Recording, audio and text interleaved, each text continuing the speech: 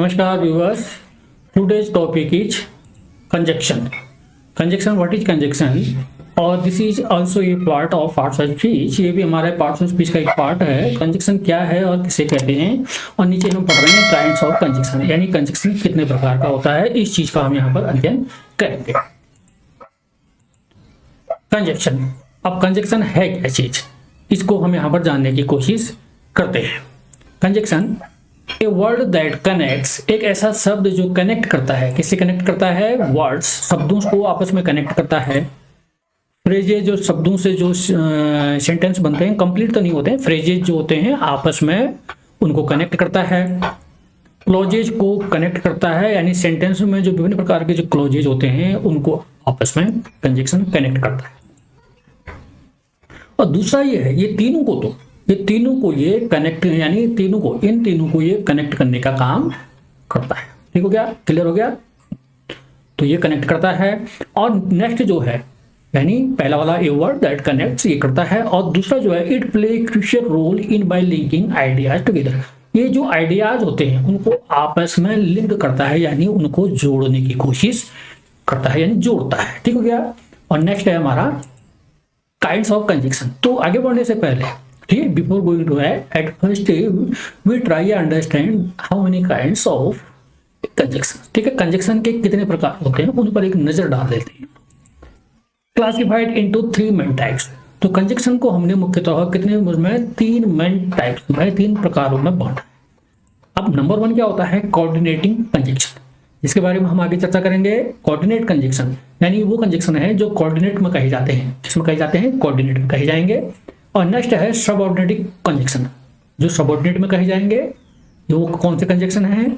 और तीसरा जो है आखिर में अदर टाइप्स ऑफ कंजक्शन, इन दोनों के अलावा जो अदर टाइप के होते हैं वो अदर में ये वाले कंजक्शन, ठीक है, जिनको हम 1 बाय 1 यहाँ पर पढ़ने की पूरी कोशिश करेंगे, समझने की कोशिश करेंगे। तो नेक्स्ट चलते हैं। अब अदर टाइप ऑफ कंजक्शन में हमारे क्या होते हैं, एक होता है कंजक्टिव, इसको हम आगे देखेंगे, और एक होता है एडवर्ब कंपाउंड कंजक्शन। तो ये एडवर्ब वाले कंपाउंड, यानी दो या शब्दों से जो मिलकर जो कंजक्शन बनते हैं, तो उसको हम यहाँ पर आगे पढ़ेंगे। चलो आगे बढ़ते हैं।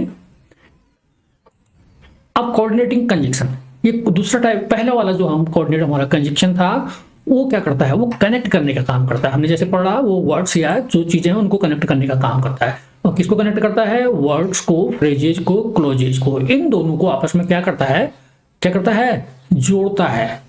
ठीक है, इनको आपस में जोड़ने का काम करता है, ठीक है, कनेक्ट करता है इन सबको। अब ये कैसे कनेक्ट कर रहा है, देखो एग्जाम्पल से देखते हैं हम इसे।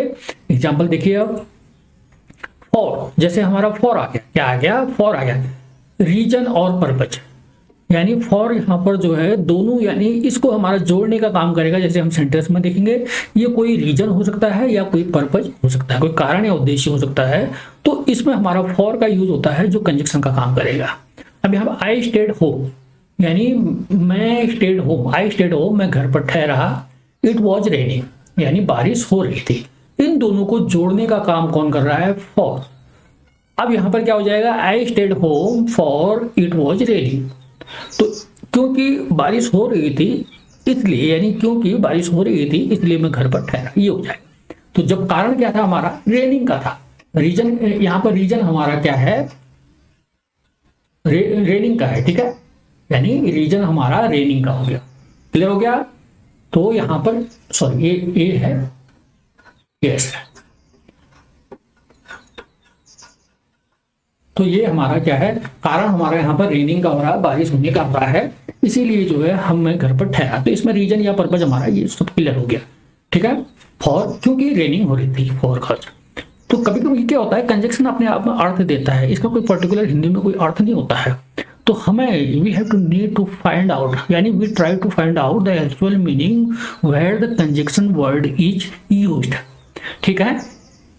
तो this word itself point out, तो ये खुद ही बताता है कि कहां पर उसका यूज क्या है। तो ये वर्ड्स जो होते हैं खुद ही पॉइंट आउट करते हैं। नेक्स्ट चलते हैं, एंड। अब एंड तो आपको मालूम ही है, एंड क्या होता है, जोड़ने का काम करता है, ऐड का काम करता है, ऐड इन्फॉर्मेशन, यानी दो जानकारियां होती हैं उनको जोड़ देता है। सी लाइक्स एप्पल्स एंड ऑरेंज, यानी वो एप्पल्स को भी लाइक करता है, ऑरेंज को भी लाइक करता है।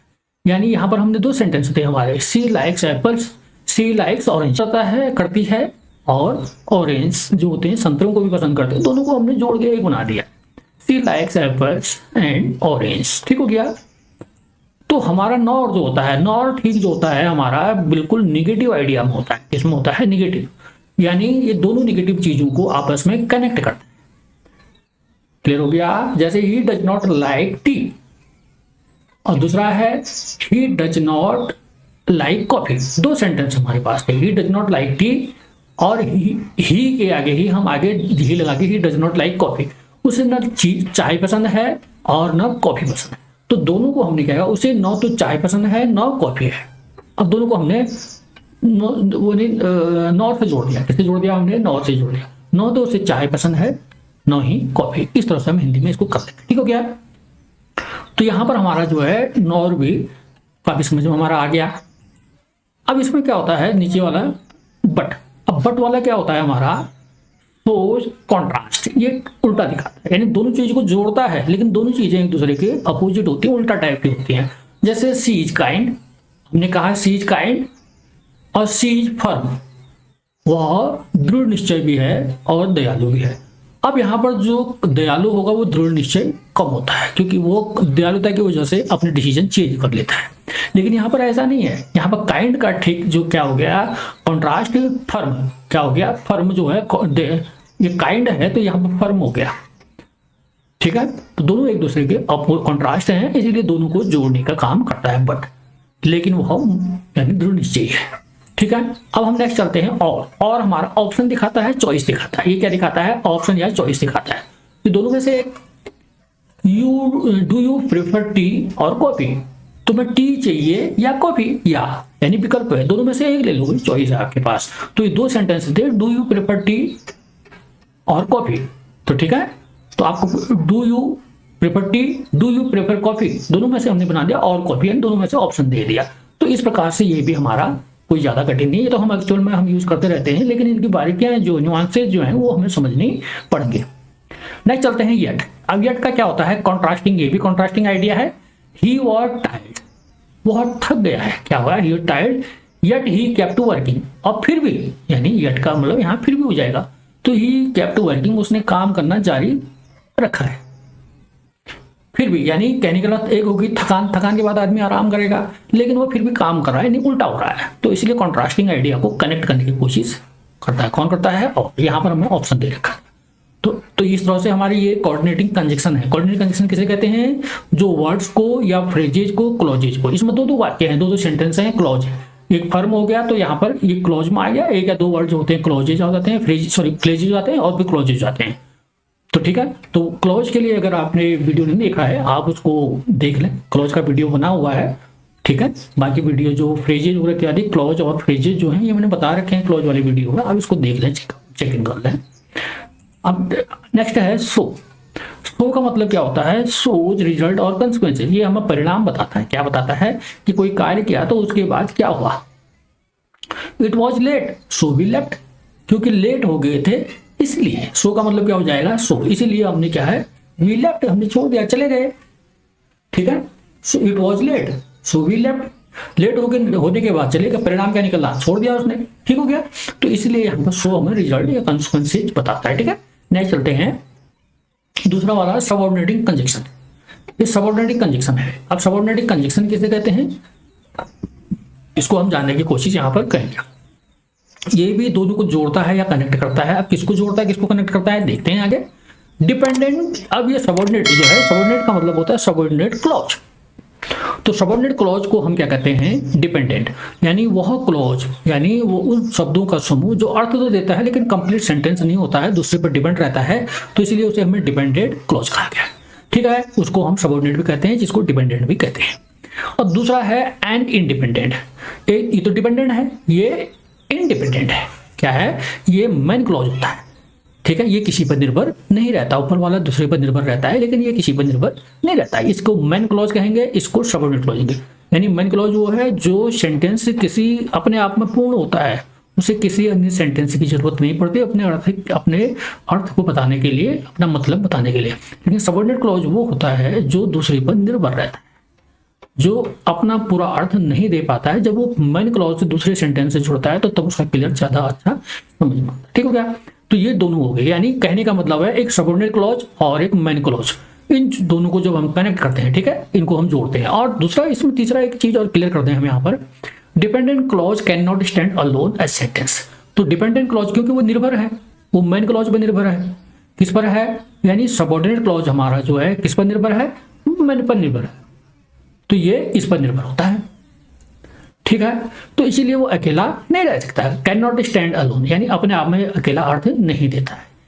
ठीक है, और इसीलिए हम इसके एग्जांपल दे लेते हैं। तो दोनों हमें इसमें जो मान लें कि एक सबऑर्डिनेट क्लॉज जो है वो मेन क्लॉज पर दोनों को जोड़ते हैं। दोनों क्लॉज को जब आपस में हम जोड़ते हैं, क्लॉज वाले इसका वीडियो देख लें, इसका वीडियो बना हुआ है, तो क्लॉजेज किसे कहते हैं। ठीक है, उसमें सबऑर्डिनेट क्लॉज, मेन क्लॉज, ये सारी चीजें आ जाएंगी, जैसे कि मैं पहले बता चुका हूँ। इसका वीडियो आप जब देखेंगे तब आपकी समझ में ज्यादा बेटर आएगा, इसके लिए आप चेकिंग उसमें कर सकते हैं। तो एग्जाम्पल के थ्रू हम इसको समझने की कोशिश करते हैं। कॉज रीजन, अब इसको हम डिटेल में बता रहे हैं ताकि आप लोगों की समझ में ज्यादा से ज्यादा अच्छा आए। तो कॉज ऑब्लिक रीजन यानी कारण। तो कारण के लिए इसमें कुछ ऐसे वर्ड्स हैं जो कारण होते हैं लेकिन उनको आपस में जोड़ते हैं। बिकॉज, इसके लिए वर्ड्स हैं बिकॉज, सिंस, एज। अब इसमें सेंटेंस में जब एग्जाम्पल देखते हैं हम, आई स्टेड होम, मैं घर पे ठहरा, क्योंकि कारण क्या है? इट वॉज रेनिंग, क्योंकि बारिश हो रही थी इसलिए मैं घर पे ठहरा, कारण दे दिया उसने। तो यहां पर बिकॉज हमारा यूज हो जाएगा। क्लियर हो गया? नेक्स्ट चलते हैं कंडीशन। ये होता है एक स्थिति, एक ऐसी स्थिति या दशा, उसके बारे में बात की जाती है। इफ, यदि, अनलेस, प्रोवाइडेड, बशर्ते, जब तक नहीं, अनलेस, तो वी विल गो, हम जाएंगे, इफ इट स्टॉप्स रेनिंग। लेकिन शर्त यह है, यानी कंडीशन ये है, यानी शर्त। इसमें क्या होता है? इसमें एक शर्त होती है। क्या होती है? शर्त। तो इसको आप ध्यान से देखिए, इसमें कंडीशन होती है, यानी शर्त या दशा होनी चाहिए। वहां पे क्या शर्त है कि वी विल गो, हम जाएंगे, लेकिन शर्त यह है कि ये बारिश क्या होनी चाहिए? स्टॉप होनी चाहिए, रुकनी चाहिए। We will go if it stops raining, यानी हम जाएंगे यदि बारिश बंद हो जाए तब हम जाएंगे। ये शर्त है, इसमें कंडीशन है। अब नेक्स्ट चलते हैं टाइम। अब यहाँ पर समय का है, तो ये व्हेन, व्हाइल, बिफोर, आफ्टर, ये सारी चीजें समय के बारे में बताती हैं, जबकि ये दोनों को जोड़ती हैं। अब यहाँ पर दो है, आई stayed home, it was raining. तो यहां पर जो है अब दोनों यानी सबऑर्डिनेट क्लॉज और मेन क्लॉज आपस में दोनों थे, उनको आपस में जोड़ा गया है। तो टाइम, टाइम के लिए when, while, before, after. Call मी, मुझे बुला लेना, व्हेन यू अराइव, जब आप पहुंचो। तो इसमें समय है, जिस समय आप पहुंचो उस समय मुझे बुलाना है, यानी जब। व्हेन का मतलब जब आ जाएगा, यानी इस समय के बारे में बताता है। क्लियर? नेक्स्ट है कॉन्ट्रास्ट या कंसेशन, यानी ये कॉन्ट्रास्ट भी हो सकते हैं, थोड़ा सा कंसेशन यानी रियायतें भी हो सकती है, छूट वाली, जैसे अल्दो, दो, इवन दो, ये सारी चीजें इसमें, जैसे अल्दो आ गया, दो आ गया, इवन दो आ गया, ये चीजें यूज होती हैं। जैसे हम एक को यूज करके एग्जांपल में देखते हैं, although it was raining we went out. Although, यद्यपि, अब देखो यहाँ पर कॉन्ट्रास्ट वाली बात आ गई। अल्दो इट वॉज रेनिंग, यद्यपि क्या है, बारिश हो रही थी, वी वेंट आउट, उसके बाद भी हम बाहर गए, लेकिन जबकि बारिश में हमें जाना नहीं चाहिए था। लेकिन कॉन्ट्रास्ट है भी, उल्टा, मतलब कहने का मतलब हमने काम अपोजिट काम किया है। तो ऐसी जगहों पर भी दोनों सेंटेंस को जोड़ने के लिए क्या करते हैं? अल्दो का use. Although used when two, यानी दोनों जो है two clauses are contrast each other. ठीक है, हम वहां पर उसकी यूज करेंगे। तो अब एक और देख लें, पर्पज। पर्पज उद्देश्य है, एक लक्ष्य है, उद्देश्य है। इसमें so that, in order that, ये सारी चीजें जोड़ती हैं।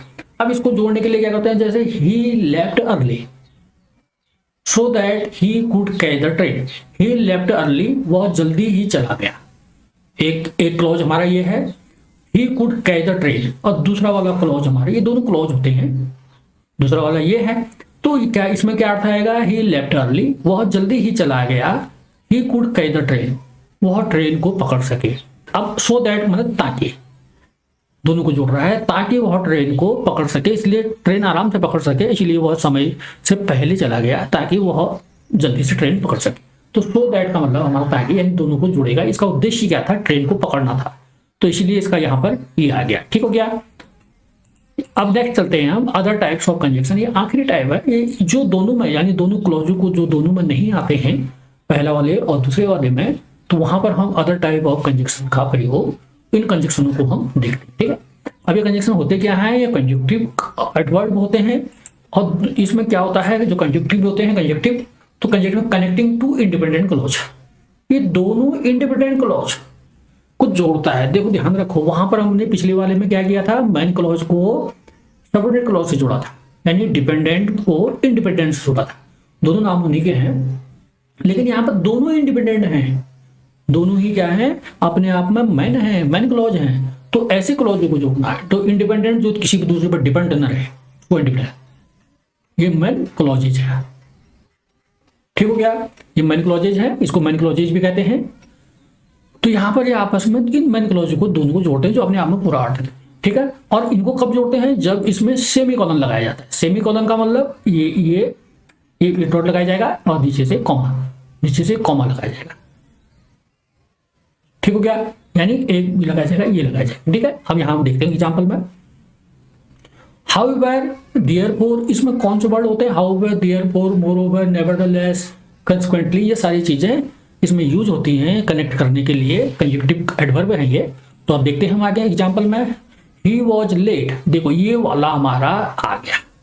ठीक है, इसको कहते हैं सेमी कॉलन। ठीक है, तो सेमी कॉलन के द्वारा जुड़े जाते हैं। जैसे ही एक साहब कह रहा है कि ही वॉज लेट, एक है हमारा, और दूसरा वाला है ही completed the task on time, यानी ये वाला हमारा एक यानी इंडिपेंडेंट क्लॉज है, ये वाला भी हमारा, दोनों इंडिपेंडेंट क्लॉज, दोनों का अर्थ अपने आप में पूरा है, इन्हें किसी डिपेंडेंट क्लॉज की जरूरत नहीं है। यानी ही वॉज लेट, वो लेट था, ही completed the task on time, उसने अपना काम यानी टास्क जो है समय से पूरा कर लिया। हाउएवर, यानी फिर भी उसने क्या कर लिया, ठीक है, यद्यपि या फिर भी जो भी है उसने अपना काम समय से कर लिया, तो दोनों को इसने जोड़ दिया है, तो यहाँ पर जोड़ने का काम करता है। ठीक है, अब नेक्स्ट चलते हैं कंपाउंड कंजक्शन। अब ये कंपाउंड होते हैं, ये कंजक्टिव एडवर्ब है जो हमारे कंजक्शन का काम कर रहे हैं। हाउएवर ये एडवर्ब भी है हमारे, ठीक है, ये एडवर्ब भी है, वहां एडवर्ब हो जाएंगे, यहाँ पे कंजक्शन का काम भी कर रहे हैं। तो कंपाउंड कंजक्शन क्या होते हैं, फिर एक या दो वर्ड होते हैं आपस में मिले, दो वर्ड होते हैं कम से कम। ठीक है, तो इसको कैसे करते हैं, देखो, the consist of more than one word, ये एक शब्द से ज्यादा होते हैं तब जाके एक कंजक्शन बनता है। ठीक है, more than one word. Example देखो, इन ऑर्डर दैट, इसमें तीन है, in order, as soon as, तीन वर्ड आपस में जुड़े, मोर देन वन वर्ड है ना, तो एज वेल एज, और इसमें दो है, सो दैट। इसका एक एग्जाम्पल देख लेते हैं। ठीक है, शी वर्कड हार्ड, उसने कठिन मेहनत की, देखो क्या करता है, उसने कठिन मेहनत की, so that she could succeed, ताकि वह क्या हो सके, पास हो सके। तो यहाँ पर सो दैट हमारा इससे। Thank you very much watching this video, और आइए आपके बहुत काम आएगा, ऐसी मैं मुझे इच्छा है कि आपके काम आए, आपकी बेहतरी के लिए।